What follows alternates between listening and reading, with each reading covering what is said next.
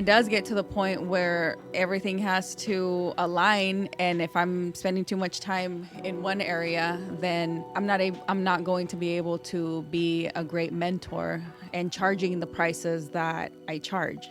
So I had to arrange things and go back to understanding that I want to spend 24 hours a day with my kids, but I can't. I have to make that space to be able to also dedicate that time to my students as a mentor. Yeah, it's a delicate balance.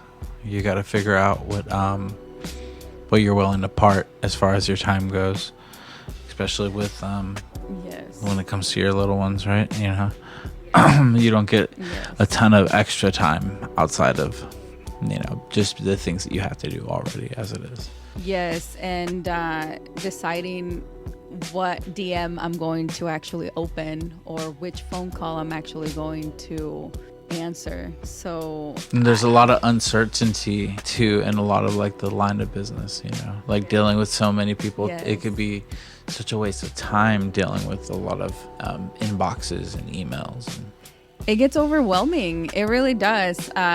I'm grateful that people want to be able to connect with me, but I don't know their history or their story or how it is that they are when it comes to business. If they're good investors, if they're amazing entrepreneurs that I would want to do a collaboration with or a partnership, or if they're able to purchase from me. So since I don't know that, I may be missing some deals or some great collaborations, but I can't be in everything just like that. That's why it's always important to be constantly promoting yourself, constantly putting your information out there, like right now. You know, it's also important how you meet a person, because you just mentioned that somebody referred you to me, and since the first time we spoke, we've had a good way of working together. So I think the way that you're introduced to a person,